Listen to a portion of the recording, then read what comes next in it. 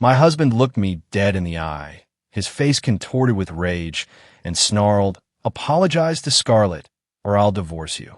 But what he didn't know was that I had a far more devastating apology planned, one that would shatter not just our marriage, but hers too, in front of everyone. It all started with an ultimatum. Mason, my husband of 5 years, stood in our living room, arms crossed, delivering the threat like it was a business deal, not the potential end of our entire life together. His face wore that familiar expression, the one that screamed I was being unreasonable, jealous, impossible. The one that had slowly chipped away at my sanity for months, even when my gut screamed I was right. I looked at him, this man I'd promised to cherish, and felt a cold, hard realization settle in. I didn't know him anymore. Or maybe I never truly had. The Mason I married wouldn't force me to apologize to his female best friend for the crime of noticing their inappropriate relationship. The Mason I married wouldn't gaslight me into believing I was the problem while his emotional affair with Scarlett Pierce played out right under my nose. "You want me to apologize to her?" I asked, my voice surprisingly steady despite the storm inside. For what exactly? He didn't miss a beat. For treating her with suspicion, for making her feel unwelcome, for being so jealous you can't accept I have meaningful friendships outside our marriage. His voice rose, turning accusatory, as if he was the victim. "Scarlett's been nothing but kind, and your constant attitude has hurt her. She deserves an apology. If you can't give her that, I don't know if I can stay in this marriage." In that moment, something inside me clicked. Not heartbreak yet, no. That would come later. What I felt was absolute clarity. Cold, sharp, like a blade. But I'm getting ahead of myself. Let's rewind a bit, back to the beginning when I still believed in the beautiful life Mason and I were building. My name is Arya Montgomery, and for 5 years, I truly believed I had a rock-solid marriage. We met at a summer barbecue, one of those perfect July afternoons where everything feels possible. Mason had this genuine smile that made me instantly forget every rule about playing it cool. We talked for 3 hours straight, sitting on the porch steps, ignoring the party around us. He listened intently, asked thoughtful questions, and made me feel truly seen. On our first real date, he remembered how I took my coffee. He surprised me with bookstore dates. He saw me, the real me, not just who he wanted me to be. 2 years later, we had our small, intimate wedding. Mason cried during his vows. My mom whispered that she'd never seen me happier. Life felt stable, predictable, comfortable. I worked from home as a freelance graphic designer. He commuted downtown. We cooked together, laughed at our kitchen disasters, and talked about buying a house, having kids, traveling the world. I thought I knew exactly who I'd married and what our future held. Looking back, I was living in a meticulously crafted illusion. The cracks started appearing about 6 months into our marriage, when Mason came home beaming. His college best friend, Scarlett, was moving back to town. He spoke of her with a nostalgic warmth that seemed innocent enough, the way anyone talks about an old friend. She was brilliant, charismatic, his closest confidant in college. I was genuinely happy for him. Everyone needs good friends, people who knew you before you were. When I finally met Scarlett, she was everything Mason described. Polished, confident, professionally dressed. She had that practice smile, warm but impersonal. What immediately struck me was how easily she and Mason fell into an old rhythm. They laughed about professors I'd never met, reminisced about road trips I hadn't been on, finished each other's sentences. I sat there, smiling and nodding, feeling like an outsider watching a reunion I wasn't a part of. Her husband, Elijah, was there too. At one point, our eyes met, and we shared a brief, knowing look. I didn't understand it then, but it was a silent acknowledgement of our shared secondary status. The boundary violations started subtly. A few weeks later, Scarlett began texting Mason during our date nights. His phone would buzz, he'd type a quick response, and then it would buzz again. And again. By the time a movie started, he'd exchanged a dozen messages with her. Each time, he'd apologize, promise to put the phone away, but it was like a magnetic force he couldn't resist. This pattern repeated. Dinner dates interrupted, weekend plans disrupted by calls about Scarlett's marriage problems, Late evenings spent responding to her messages while we supposedly watched TV together. Each time I gently suggested he could respond later, he'd look at me with barely concealed disappointment, as if I was the one lacking understanding. Then came the spare key. Mason gave Scarlett a key to our apartment without ever discussing it with me. I found out when I walked out of my home office one Tuesday afternoon to find her sitting on our couch, shoes off, completely at home, while Mason made her coffee. She needed our Wi-Fi, she cheerfully explained, as if this was a normal, recurring event. I stood in my own living room, feeling like an intruder. When she finally left, I asked Mason if we could set some boundaries. His response was immediate and defensive. "Scarlett's going through a lot," he explained, his voice dripping with exaggerated patience. "Real friends show up. Are you really going to prioritize convenience over compassion?" This became the template for every conversation. Every boundary I tried to set, he reframed as me being jealous, insecure, or unable to handle his friendships. I started to question myself. Maybe I was being possessive. Maybe this was what mature friendships looked like, and I was just too insecure to understand. Our 5th anniversary arrived in late September. I'd made reservations at an elegant downtown restaurant. I wore the emerald dress he loved. I'd planned the perfect evening, dinner, a walk, and then a gift, a commissioned photo album documenting our life together. We were halfway through appetizers when his phone started buzzing. Once, twice, 5 times. Each notification chipped away at his attention until he was barely present, his eyes glued to the screen. "Mason, it's our anniversary," I said, my voice barely a whisper. He looked up, genuinely confused. "Scarlett's having a crisis. I'm just letting her know she's not alone." But I was alone, sitting across from my husband, an expensive restaurant, on what should have been a sacred night, while he provided emotional support to another woman. The irony was suffocating, bitter in my mouth. That night, lying next to Mason as he slept peacefully, I finally admitted the truth I'd been avoiding for months. My marriage had 3 people in it, and I was the least important one. This is just the beginning of how I finally stopped being the third wheel in my own life.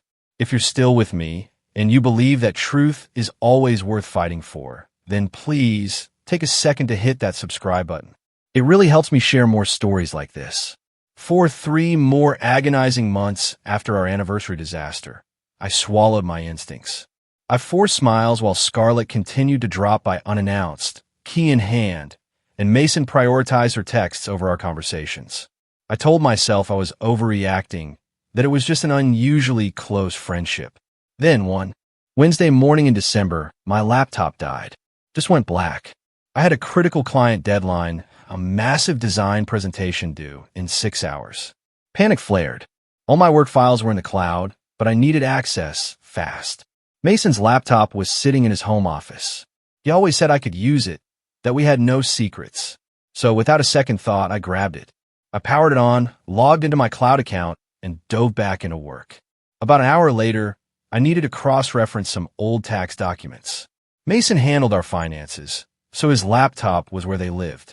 I opened his file explorer, navigated to our shared documents folder, and that's when I saw it. Buried amongst work files, a folder labeled Personal Private. My stomach clenched. Personal Private? Why would Mason need that on a laptop he said I could freely use? We had no secrets, right? My hands trembled as I hovered the cursor over it. Part of me screamed to stop, to wait, to ask him later. Another part hoped it was something innocent, maybe a surprise birthday plan. But I clicked it open. Hundreds of files. Photos. Screenshots. Documents spanning 3 years. My brain tried to process it all before the emotional impact hit. Photos of Mason and Scarlett leaning in close at restaurant tables I didn't recognize, looking far more intimate than casual friends. Candid shots of Scarlett, her face glowing with genuine joy. Selfies of them, his arm around her, both smiling like they shared something precious and private. And then the screenshots. Dozens of text message conversations. My hands went numb as I clicked the first one. 2 a.m. 6 months ago. Scarlett pouring out her heart about feeling lost in her marriage to Elijah, questioning her life choices, missing a real connection. Mason's response was equally long, validating her every feeling, sharing his own thoughts about paths not taken and connections that transcend normal friendship. I opened another. A year ago, late at night, Scarlett couldn't sleep, thinking of different versions of her life. Mason confessed his own what-ifs, regrets he couldn't share with most people. My client deadline was utterly forgotten. I sat frozen, watching their hidden relationship unfold, documented in excruciating detail. These weren't casual check-ins. These were intimate, late-night confessions, two people sharing their deepest feelings and longings. Then I found the message, the one that would burn into my memory like acid. Scarlett, 2:17 a.m., 8 months ago. Sometimes I wonder what life would have been like if we'd gotten together instead of just staying friends back in college. Do you ever think about that? Mason's response came 3 minutes later, suggesting he was awake, waiting, or thinking of her instead of me, his wife, sleeping beside him. More than I probably should, but we made our choices. Doesn't mean I don't value what we have now. I read those words 5 times, hoping they would rearrange themselves into something less devastating. But the meaning was crystal clear. My husband harbored deep feelings for Scarlett. He fantasized about a life where they were together, and he valued whatever this was, this secret communication, enough to maintain it for years. The timestamp was the final blow, 2:20 a.m. While I was sleeping, probably worrying about our mundane life, he was engaging in emotional intimacy with another woman, discussing hypothetical romantic relationships. I couldn't stop. The Pandora's box was open, and I needed to see everything. I closed the folder and opened our joint credit card statements. Mason's online banking portal already bookmarked. A pattern emerged. Every Tuesday afternoon for the past 2 years, a charge at Riverbend Cafe, an upscale bistro downtown he'd never once mentioned. $50 to $70, enough for 2 people. Then, his digital calendar. Every Tuesday at noon, lunch meeting. No client names, no location. Just a vague 2-hour block. I cross-referenced the dates. The photos of Mason and Scarlett at restaurant tables, they were taken at Riverbend. While I was home, working on freelance projects, eating leftovers, assuming my husband was grabbing a quick bite between meetings, he was having weekly, secret lunch dates. This wasn't an occasional catch-up. This was deliberate, sustained, carefully planned deception. Mason had built a parallel emotional life with Scarlett, complete with standing dates, intimate conversations, and shared secrets. All while coming home to me, acting like everything was normal. I sat there for 2 hours, my client presentation utterly forgotten, the deadline long past. I documented everything. Every screenshot, every credit card charge, every photo. The evidence wasn't ambiguous. It was years of documented emotional intimacy, financial proof of secret meetings, photographic evidence of a relationship that crossed every boundary a married person should respect. What truly stung was the sudden, brutal clarity of how thoroughly I'd been manipulated. Every time I'd expressed discomfort about Scarlett, Mason had made me the problem. He'd called me jealous, possessive, insecure. He'd gaslit me into questioning my own instincts until I believed my discomfort was a personal failing. But my instincts had been screaming the truth the entire time. Every uncomfortable feeling, every suspicion, every time I felt like the third wheel in my own marriage, it was all accurate. I finally understood. In Mason's mind, I wasn't his priority. Scarlett was. I was the obligation, the legal wife he came home to out of commitment. Scarlett was the person he carved out special time for, the one he shared his deepest feelings with. I was the third wheel in my own marriage, and the proof was now undeniable, spread across his laptop screen. I sat there until the afternoon light faded, shadows stretching across the room. I found a USB drive and methodically copied everything. I organized it all like a lawyer preparing for trial. When I finished, I expected tears, rage, and emotional collapse. Instead, I felt a strange, calm clarity, a quiet relief. I hadn't been crazy. My instincts had been right all along. It was 3:45. Mason would be home around 6:30. I decided to give him the illusion of normalcy. I went to the kitchen, started dinner, his favorite, chicken with roasted vegetables. I set the table, put on our shared playlist. A stage set, not a home. Mason walked in at 6:02. Tired, tie loosened. He smiled when he saw me, kissed my cheek. "Something smells good," he said, heading to change. "Rough day with that client presentation?" "You could say that," I replied, my voice steady. A lifetime ago, my laptop had crashed. He had no idea I'd spent the day discovering his emotional affair. I let him decompress for 15 minutes. Enough time for him to change, pour wine, and settle onto the couch with his phone. I watched him scroll, probably texting Scarlett, completely oblivious. Then I walked over. His laptop was already open to that hidden folder. I sat across from him, the coffee table a barrier, and turned the screen toward him. My voice was calm. "What is this?" He looked up, confusion melting into dawning horror. His eyes widened, his mouth opened. For maybe 3 seconds, raw panic flashed across his face. Then it vanished, replaced by hard defensiveness. "You went through my private files?" He exploded, indignant. "Arya, what the hell? Those are my personal things. You had no right snooping on my laptop." His audacity stunned me. He wasn't denying it, not apologizing. His first instinct was to make me the villain. "My laptop crashed," I explained, keeping my voice level. "I needed tax documents. I found a folder labeled private that contained evidence of a years-long emotional affair with Scarlett. So yes, I looked. And now, I want an explanation." Mason slammed his wine glass down. "There's nothing to explain. You're misinterpreting a friendship because you've never been able to handle me being close to Scarlett. This is the jealous behavior I've been patient with for months." A cold dread settled in my chest.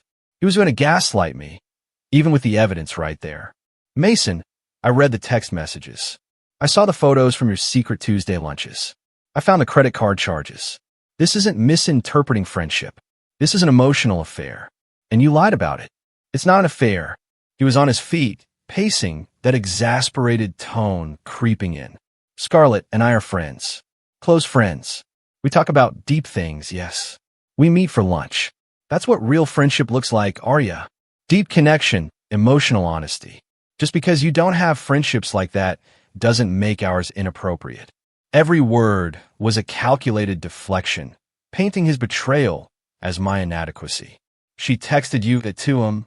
I pressed, my voice hardening, asking if you ever thought about what life would have been like if you'd gotten together. "And you replied that you thought about it more than you probably should." That's not friendship, Mason. That's emotional infidelity. You're twisting things. He spun to face me, taking private conversations out of context because you're insecure. The argument raged for 2 hours. He had an explanation for everything. Late-night texts were just friends supporting each other. Secret lunches were regular catch-ups he didn't mention because he knew I'd react badly. Intimate conversations were normal for people with shared history. Every boundary I highlighted, he turned back on me. I was too jealous, too possessive, too insecure. I was exhausted, but I kept pushing. I needed him to acknowledge the truth. That's when he delivered the final blow. Mason stood in our living room, arms crossed, jaw set. His voice dropped to that patronizing tone. "If anything, Arya, you owe Scarlett an apology." I froze, shocked into silence. "She's been nothing but kind," he continued, warming to his argument. "She's tried to include you, to be friendly, and you've treated her with suspicion. She told me it hurts her feelings. You always try to limit our friendship." He was actually doing it, turning his emotional affair partner into the victim, and me, the betrayed wife, into the aggressor who needed to apologize. "You want me to apologize to her?" My voice was unnervingly calm despite the inferno inside. "For what? For noticing? For being uncomfortable with inappropriate boundaries? For trusting my instincts when you spent months trying to convince me they were wrong? For being jealous? For making Scarlett feel unwelcome?" he shouted. "She deserves an apology, and if you can't give her that, I seriously need to reconsider this marriage." The room went silent.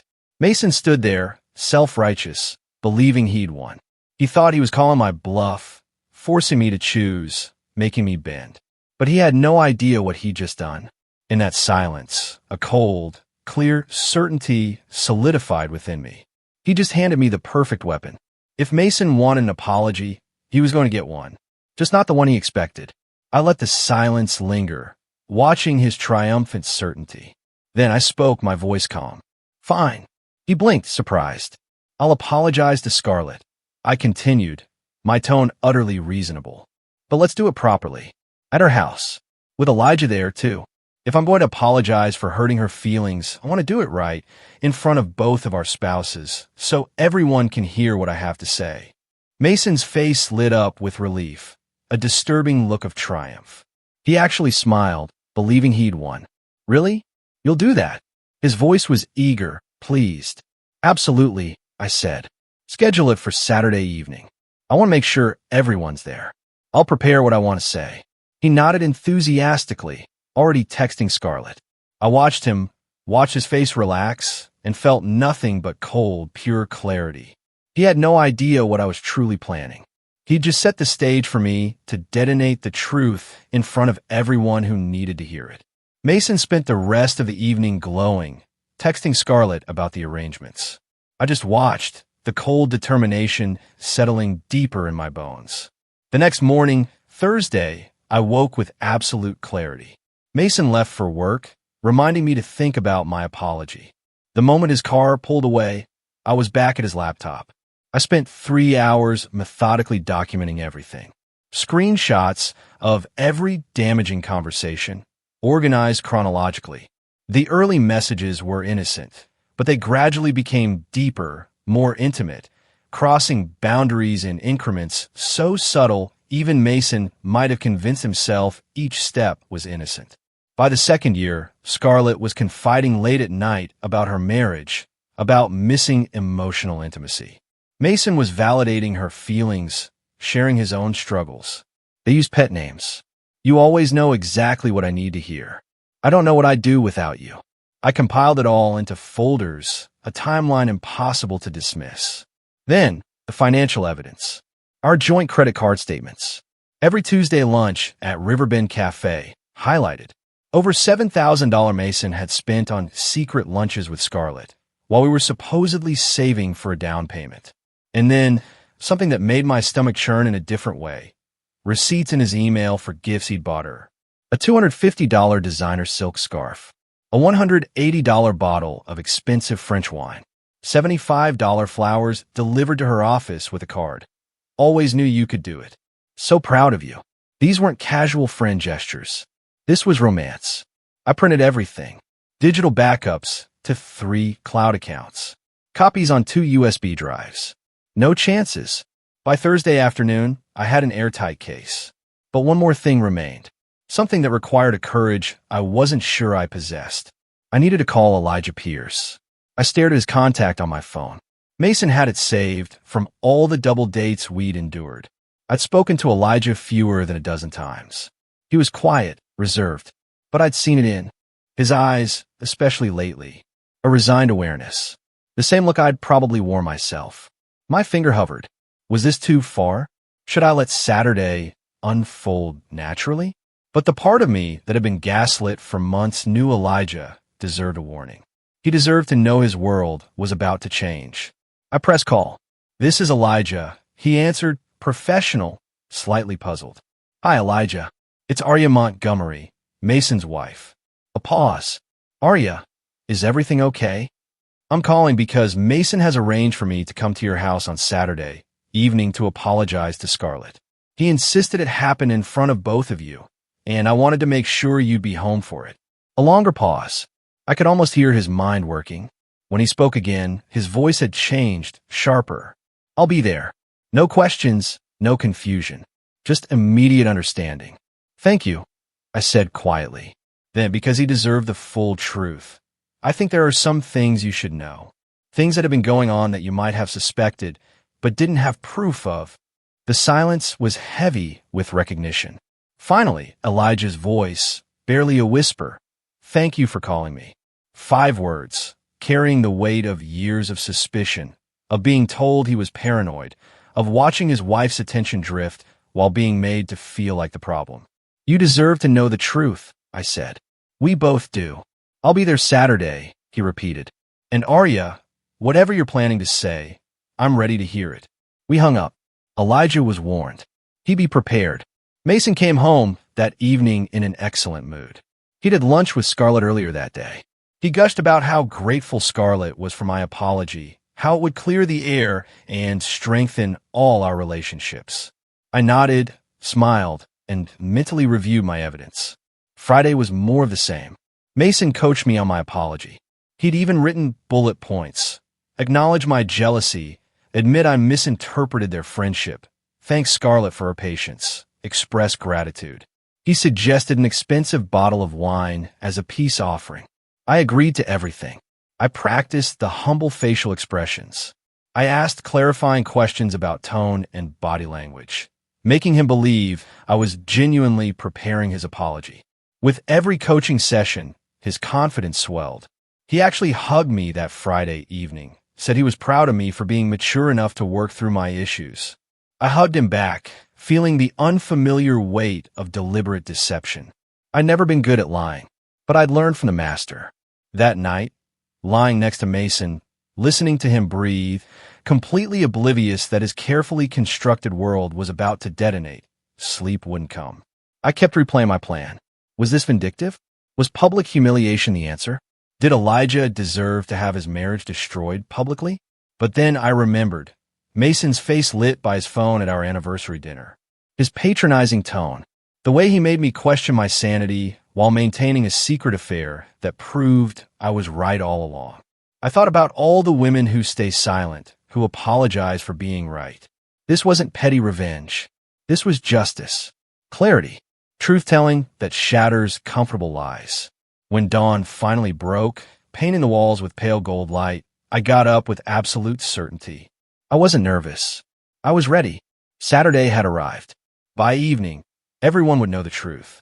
Saturday arrived, bright and clear, like the calm before a storm. I moved through our apartment like a soldier preparing for battle. Mason, oblivious, interpreted my quiet focus as nervousness about the apology. He kept reassuring me, telling me Scarlett was looking forward to clearing the air, that this evening would mark a new beginning for all of us. I let him believe whatever he needed. By 5 p.m., I was dressed in a simple navy dress, understated but respectful. Mason, beaming, retrieved the expensive French wine he'd bought. A peace offering, he called it. At 6:15, we drove to Scarlett and Elijah's, Mason patting my knee, talking about how meaningful this was, how proud he was of me for being mature, how our marriage would be so much stronger. I watched the suburban streets pass by, ordinary houses, ordinary lives. And in one of those houses, for lives were about to detonate. Mason kept glancing at me, a hopeful nervousness in his eyes. He was searching for any sign that I might deviate from the performance he'd choreographed. I gave him nothing. My expression was neutral, perhaps a little anxious, exactly as a contrite wife should look. I held the wine bag. I nodded. I smiled. When we pulled up at 6:40, all the interior lights were blazing. Scarlett, visible through the front window, was arranging things on her coffee table, clearly staging the scene for her validation and my public submission. Mason parked, turned off the engine, and then, with a sincerity that almost pierced my resolve, he turned to me. "Thank you for doing this," he whispered. "It means everything, Arya. Our marriage will be so much stronger." I looked at the man who had gaslit me for months, demanded I apologize to his affair partner, and genuinely believed this night would strengthen our marriage by cementing another woman's priority in his life. "I know it will," I said, and squeezed his hand back. That was the last time Mason would look at me with trust or affection. He just didn't know it yet. Scarlett opened the door with a wide, barely concealed smirk. She was perfectly styled, designer jeans, silk blouse, flawless makeup. She'd dressed for the occasion, like someone expecting to be photographed for a magazine spread on Gracious Living. "Mason, Arya, come in." Her voice was warm, welcoming, the perfect hostess. "I'm so glad we're doing this. Clearing the air will be good for all of us." Mason handed her the wine. She made appreciative noises, but her eyes were on me, assessing how thoroughly Mason had broken me. Then Elijah appeared from the kitchen. The moment our eyes met, I saw it. He was alert, watchful, braced. None of the resigned exhaustion he usually wore. He knew something significant was about to happen. And unlike Mason and Scarlett, he was prepared for it to be uncomfortable. He gave us a neutral nod. Arya, Mason. But then his eyes found mine again, just for a second, and I saw a recognition. Gratitude. We settled into the living room. Scarlett and Elijah on their sectional, Mason and I in armchairs opposite them, the glass coffee table barrier. Wine glasses, a carefully arranged cheese board. Scarlett had staged the perfect set. The room felt theatrical, like we were actors, but only I knew the real script. Mason gave me an encouraging nod, radiating excitement and relief. He thought he'd won. Scarlett folded her hands in her lap, her expression carefully composed for magnanimous forgiveness. Elijah leaned back, arms crossed, watching with focused intensity. He was the only other person in that room who understood that something was about to shift. I took a deep breath and set my wine glass on the coffee table. The sound echoed unnaturally loud in the expectant silence. I looked directly at Scarlett, holding her gaze. Scarlett, I want to start by saying that Mason was absolutely right. I paused. Her smile widened fractionally with validation. Mason's face lit up. Elijah's expression remained unchanged, but his eyes sharpened. I do owe you an apology. Another pause. Scarlett relaxed further, but not for the reasons you think. The atmosphere in that room changed instantly. Mason's smile faltered, freezing on his face. Scarlett's gracious expression twisted into cautious uncertainty. Elijah leaned forward, every muscle alert, his full attention locked on me. I continued, my voice calm, measured, just speaking the truth with absolute clarity. I apologize for staying silent when I should have spoken up years ago. I apologize for allowing you and Mason to continue an emotional affair right under my nose, while convincing myself I was the crazy one for feeling uncomfortable. Arya, what are you? Mason started, his voice sharp with warning. I raised a hand, cutting him off without looking at him. My eyes stayed on Scarlett, watching her carefully constructed facade crack. Let me finish. You demanded an apology. I'm giving you one. Then I turned to Elijah, whose face had gone completely still. My hand was steady as I pulled out my phone, opened the folder I'd so carefully organized, and kept speaking in that same measured tone. I apologize to you, Elijah, because you deserve to know the truth about your wife long before tonight. For the past 3 years, Mason and Scarlett have been meeting every Tuesday for secret lunch dates at Riverbend Cafe. They've been having late-night text conversations about alternative life, choices they wish they'd made together, intimate regrets, emotional connections that cross every boundary a married person should respect. I handed my phone to Elijah. His hands trembled as he took it. His eyes scanned the first message, then scrolled and scrolled. The color drained from his face. He looked physically sick, but his hands kept moving, reviewing every piece of evidence. Mason was on his feet now, voice rising with panic. Elijah, don't listen to her. She's taking things out of context. You know how Arya gets about my friendship with Scarlett. She's always been jealous, and now she's trying to destroy how long? Elijah's voice cut through Mason like a blade. He didn't raise it. He didn't need to. The coldness in those 2 words silenced Mason completely. Elijah was still scrolling, but his question was directed at Scarlett with absolute precision. The room went utterly silent. I could hear a watch ticking. Scarlett's mouth opened and closed. Her perfect composure shattered, tears welling in her made-up eyes. She stammered out the reflexive denial. It's not what it looks like. Mason and I are just close friends. Nothing physical, nothing inappropriate has actually happened. Elijah finally looked up from my phone. The expression on his face made even me step back. It wasn't just rage. It was colder, more devastating. Vindication. Years of suppressed suspicion given permission to surface. I didn't ask if you slept with him, Elijah said, his voice controlled, but with an undercurrent of fury that was terrifying. I asked how long you've been having an emotional affair with Mason, while making me feel crazy for noticing. The parallel was chilling. We had both lived this nightmare. Both gaslit. Both made to feel like the problem. Scarlett's facade completely crumbled. Tears streamed down her cheeks. Elijah, please. You're misunderstanding. We never meant for anything to 3 years. Elijah's voice was flat now, reading from the timestamps. According to these messages, at least 3 years. 3 years of secret lunches. 3 years of late-night conversations about regretting your life choices. 3 years of you telling him things you never told me. He scrolled further. And here's one from 8 months ago, where you ask Mason if he ever thinks about what life would have been like if you'd gotten together instead of staying friends. And Mason responds that he thinks about it more than he probably should. Mason had found his voice again, not to apologize, but to salvage. He was standing, face flushed with anger and humiliation, pointing at me. Arya, you're destroying everything. This isn't what I meant by an apology. You twisted it. You've taken private conversations out of context, and you're using them as weapons to hurt people who've done nothing wrong. His voice cracked with desperation, trying to frame my truth as manipulation. He turned to Elijah, palms up. Look, Elijah, Scarlett and I have history. Yes, maybe we're more emotionally connected than some people might think is appropriate, but nothing physical has ever happened. We've never crossed that line. Arya's jealousy has blown a close friendship completely out of proportion. But Elijah wasn't listening. He was still scrolling through my phone, seeing message after message of boundaries crossed. His expression grew colder, more closed. It says here you bought her a designer scarf for her birthday, he said quietly, reading from the email receipts I'd included.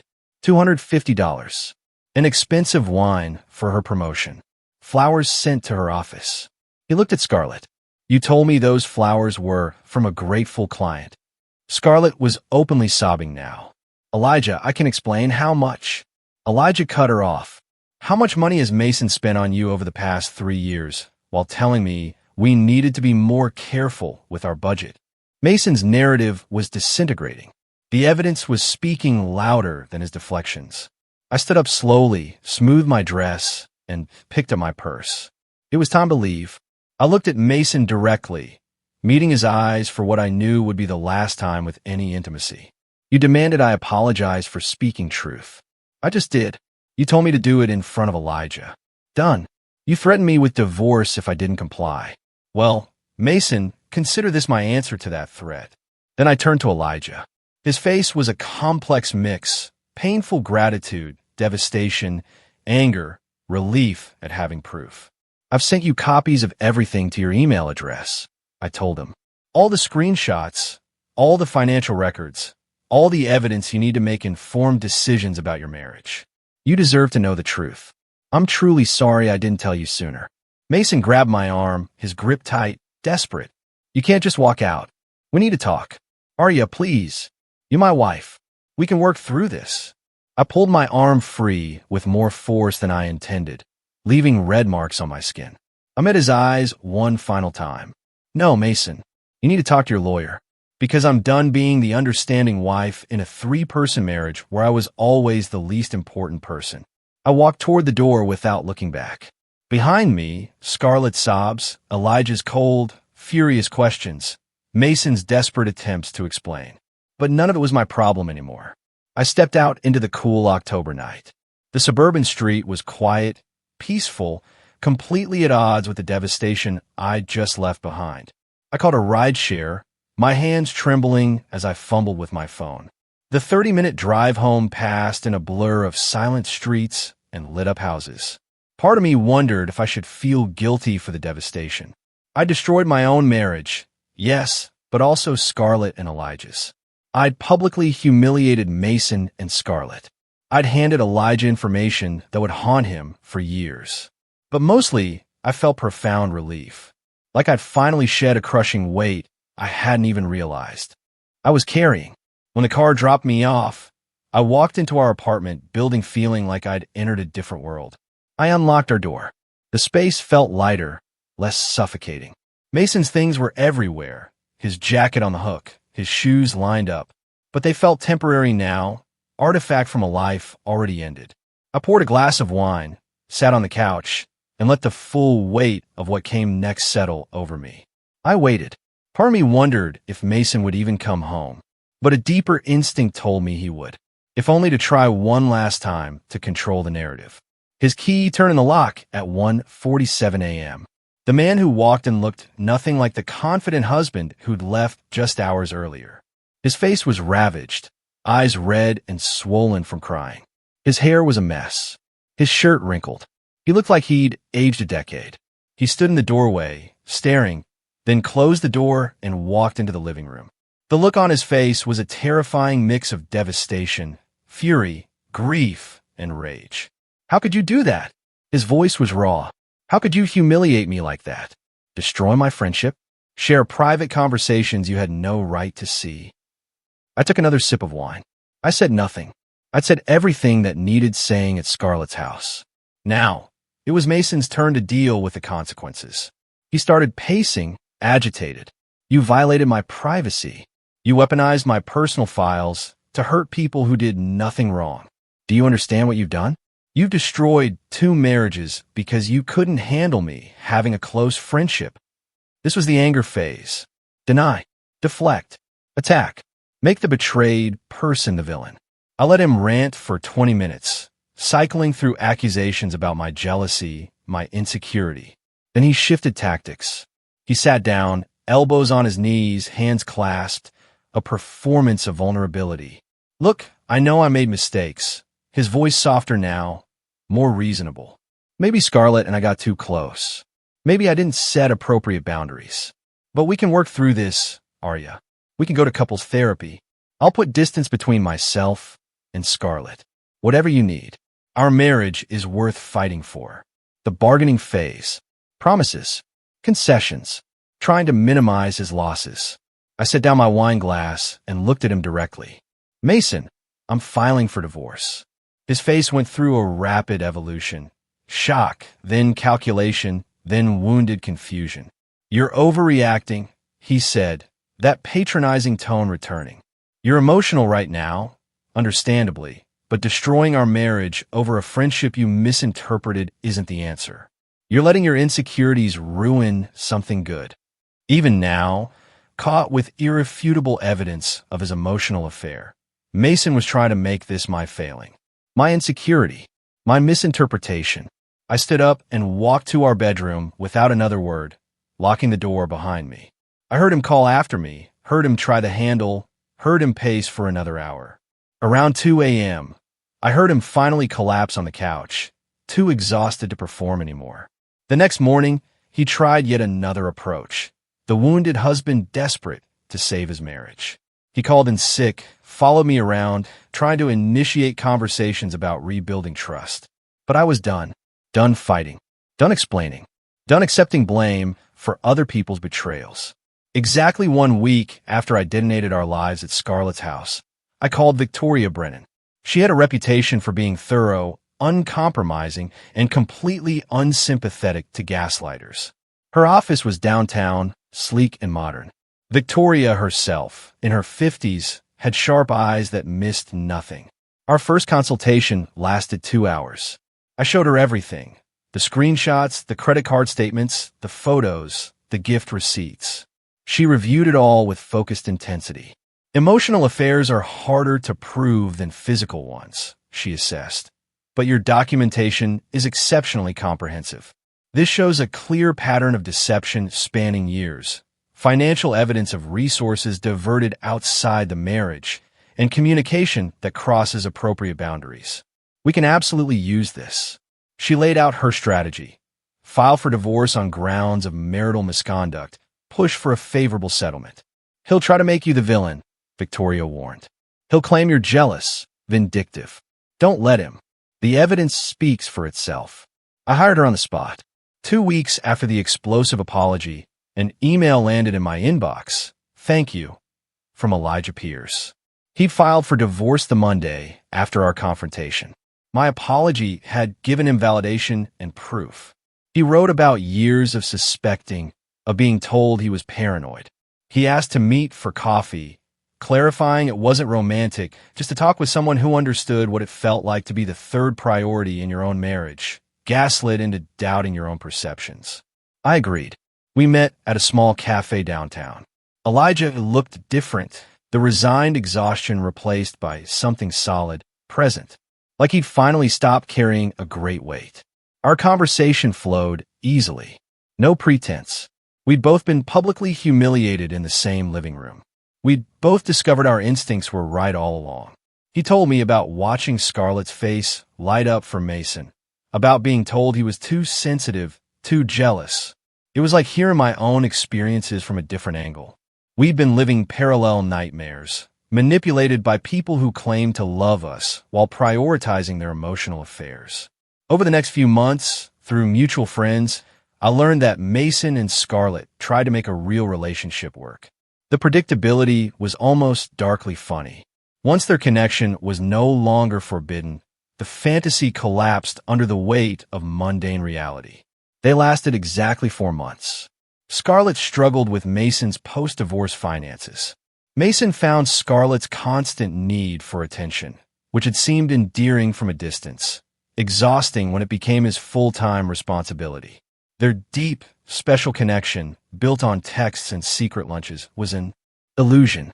They broke up quietly, a sad fizzle, proving what I'd suspected all along. It wasn't love. It was the thrill of a forbidden emotional affair, the validation of being someone's secret priority. 6 months after that explosive Saturday night, I sat in Victoria's office, signing the final divorce papers. The afternoon sun streamed through the windows. Victoria had negotiated a more favorable settlement than I expected. Mason split our savings evenly, let me keep the apartment, even paid half my legal fees. Victoria suspected his generosity was about ending it quickly before more details of his affair became public. I signed page after page, my signature legally transforming me back into just Arya Montgomery. Each stroke felt like closing a door I'd been trying to shut for months. When I signed the last page, Victoria smiled. "Congratulations, you're officially divorced." I expected it to feel heavier, sadder. Some grief for the marriage I believed in. Instead, I felt lighter than I had in years. Like shedding a heavy winter coat. The sun seemed brighter, warmer, full of the promise of new beginnings. My weekly coffee meetings with Elijah continued. What started as mutual support between two people who survived similar betrayals gradually evolved. We talked less about past pain, more about present lives, future possibilities. Elijah, with a new promotion. Me, with creative freedom in my design work. We discovered shared interests, old black and white films, remote hiking trails, quiet mornings. One Wednesday, Elijah suggested dinner instead of coffee. "There's a new Italian place downtown," he said, a hint of nervousness in his voice. "I thought maybe we could try it, if you're interested." I looked at this quiet man who understood without explanation what it felt like to be gaslit, manipulated. We were both gun-shy, carrying damage that would take time to heal. But we'd built something honest, a foundation based on truth, not illusion. "I like that," I said. We took things slowly. This foundation felt different, solid, honest. About 8 months after our divorce was finalized, I ran into Mason at the grocery store. We reached for the same bag of organic apples. He looked older, more worn. New lines around his eyes, more gray in his hair. He lost weight, not in a healthy way. "Arya," he said finally, "how are you?" "I'm good," I replied honestly. "Working on interesting projects, enjoying the apartment, building a life that feels right." He nodded, a flicker of genuine happiness crossing his face. "I'm glad you're doing well." He looked like he wanted to say something more. Finally, he spoke quietly, almost a whisper. "I made mistakes. A lot of them. I handled our marriage poorly. I wish I'd listened when you tried to tell me the truth about my relationship with Scarlett. The apology was real, but was far too late. Some things can't be unsaid. Some damage can't be undone." I felt nothing beyond acknowledgement. No anger, no hurt. Just recognition of a person I used to know who taught me invaluable lessons about boundaries and self-trust. "I appreciate you saying that," I replied. Then, because I was curious, I asked, "How's Scarlett?" His expression closed off instantly. "We broke up months ago. Turns out what we had didn't translate well into an actual relationship. Once it wasn't secret anymore," he gave a humorless laugh. it was just mundane. I'm living in a studio apartment now, figuring out who I am outside the fantasy I was maintaining. We parted cordially. Some bridges, once burned, can never be rebuilt, only acknowledged as part of the landscape that shaped us. Today, I live in an apartment that bears no trace of Mason or our marriage. I redecorated completely, erasing visual reminders, filling it with choices that reflect only my taste. My bookshelves hold novels I want to read. My walls feature art that speaks to me. The furniture is arranged for my comfort. The silence here isn't lonely. It's peaceful. The sound of a life reclaimed, of boundaries respected, of truth spoken without apology. Elijah and I are still taking things slow, still rebuilding trust. But what we're building feels different. Honest, not performed. Based on respect, not manipulation. Built between two people who understand the value of truth, because we both paid the price for living in lies. I think about that night sometimes, that explosive apology that detonated multiple lives in Scarlett's carefully staged living room. Part of me still wonders if I could have handled it differently, more privately. But mostly, I understand that some truths need to be spoken loudly. They need to be witnessed by everyone who's been affected by the lies. Mason wanted me to kneel and apologize for hurting Scarlett's feelings. I gave him exactly what he demanded. I just made sure the apology revealed every uncomfortable truth he'd been working so hard to hide. The moral crystallized for me over these months. Never force an apology from a woman who speaks truth. Because women like me don't apologize for seeing clearly. We apologize for staying silent too long. And when we finally speak, we burn down every carefully constructed lie. Mason learned too late that forcing an apology is only a victory if you control what they're apologizing for. I didn't bow for truth. I weaponized it. And in doing so, I reclaimed my life, my dignity, and my understanding that sometimes the most powerful thing a woman can do is refuse to pretend anymore.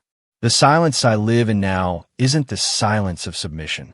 It's the silence of peace that comes after you finally stop carrying other people's lies and start living in the clear, bright light of your own truth. This journey was painful, but it taught me everything. What do you think? Would you have gone as far as I did to expose the truth? Let me know in the comments below. I'd really love to hear your thoughts.